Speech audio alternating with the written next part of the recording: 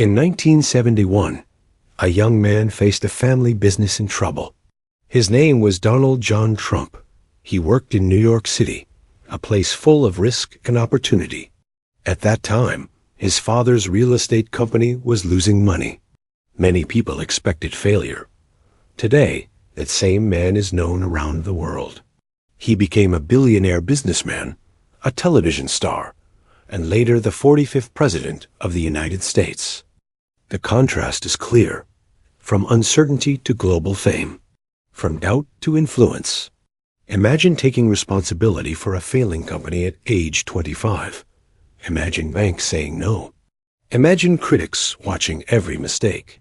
This was the early life of Donald Trump. But everything changed when he decided to think bigger and act faster. Most people do not know how difficult his early years were. They see the success, not the struggle. They hear the name, not the journey. This is the hidden side of a very famous story. This story will teach you confidence, persistence, and practical English through real life. The story begins in Queens, New York, during the 1950s and 1960s. America was growing fast after World War II. Cities expanded. Buildings rose higher each year. Real estate became a powerful business. New York City was competitive, loud, and unforgiving. Only strong thinkers survived there. Donald John Trump was born on June 14, 1946. He was the fourth of 5 children. His father, Fred Trump, was a successful real estate developer. His mother, Mary Ann MacLeod Trump, came from Scotland. Donald was energetic, confident, and competitive from a young age. Teachers said he had leadership energy, but he was not perfect. He was impatient and easily bored. Donald was not famous as a child. He was not rich on his own yet. He was simply a young man growing inside a strong family shadow. Donald grew up in comfort, but not ease. His father was strict. Success was expected, not praised. Mistakes were noticed immediately. Donald attended military school at New York Military Academy. There, discipline shaped him. Rules were clear. Failure had consequences. Later, he studied economics at the University of Pennsylvania. He learned about money, markets, and risk. But school alone could not prepare him for real business.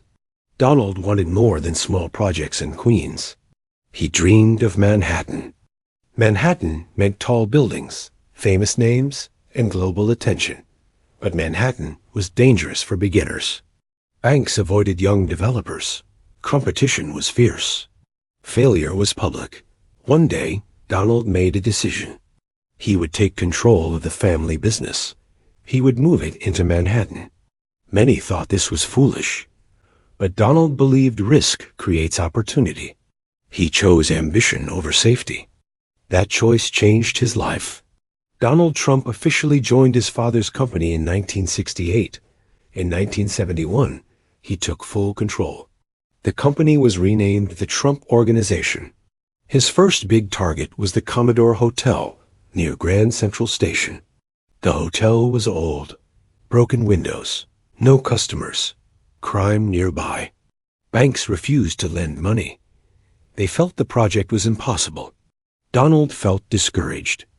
Discouraged means feeling sad and without hope. But he did not stop.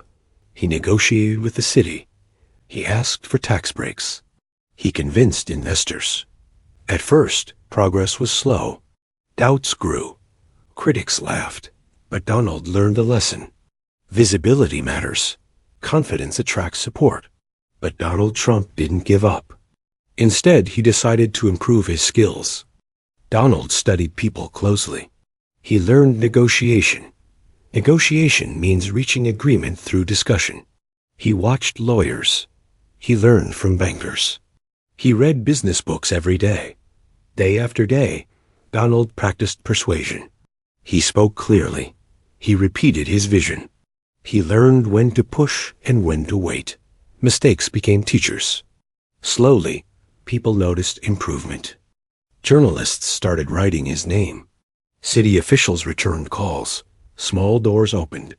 Donald also learned branding. Branding means creating a strong public image. He put his name on projects. He wanted people to remember it. Day after day, Donald Trump worked on communication, confidence, and clarity. Success demanded sacrifice. Donald worked long hours. Relationships suffered. Free time disappeared. Stress increased. There were moments of doubt. Late nights alone in offices. Bills unpaid. Projects delayed. The temptation to quit was real. Why continue? Because quitting would confirm fear. Because persistence builds strength. Because identity matters. Donald chose pressure over comfort. He believed effort creates opportunity. There were moments when Donald Trump wanted to quit. But then, he remembered his goal. In 1980, the Commodore Hotel reopened as the Grand Hyatt. It was a success. Guests returned. Money flowed. Donald's name became known. This was the turning point. Media attention increased. Investors trusted him. Banks listened. This was the turning point. From this moment, things began to change. The Grand Hyatt proved Donald's strategy worked. Next came Trump Tower, completed in 1983. It stood tall on Fifth Avenue. Luxury, gold interiors, global attention. People reacted strongly. Some admired him, some criticized him. But everyone noticed him. Donald felt validated. Validated means confirmed as correct. His risk was justified. Donald expanded quickly. Casinos in Atlantic City, hotels worldwide, golf courses. He wrote The Art of the Deal in 1987. The book sold millions. It made his thinking famous. He built teams, delegated tasks, focused on vision. Growth brought challenges. Debt increased. Public attention intensified. But focus remained. In the early 1990s, recession hit. Casinos lost money. Debt threatened collapse. Donald faced failure again. But this time, he negotiated survival. He restructured debt. He sold assets. He adapted. Resilience appeared. Resilience means the ability to recover. Donald learned humility. He learned caution. Donald rebuilt. Then came television. In 2004, The Apprentice aired. Millions watched. His phrase, "You're fired," became famous. Later, politics changed everything. In 2016, Donald Trump won the presidency. Against expectations. Against experts. This was peak visibility, global influence, historical impact. Donald's legacy is complex. Business, media, politics. He influenced branding, negotiation, and ambition. People study his methods today. First, Donald Trump taught us confidence matters. When he spoke clearly, others listened. Confidence attracts attention and resources. Second, failure teaches better than success. Trump's bankruptcies shaped discipline. Mistakes refine strategy. Third, persistence builds momentum. He returned after loss. He adapted. Just like Donald Trump learned negotiation through practice, you learn English through repetition and patience. He faced doubt. You may doubt your English ability, but progress comes slowly. Apply persistence. Speak daily. Listen to stories. Learn one word at a time. Life wisdom beyond English ambition requires effort. Risk requires courage. Growth requires patience.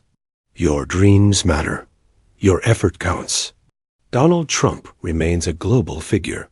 His story continues to influence debate. His rise from uncertainty to prominence is undeniable. You have learned history. You have practiced English. You stayed focused for over 30 minutes. That itself is success. Thank you for learning with this story. More stories are waiting for you. Keep learning. Keep growing. And see you in the next story.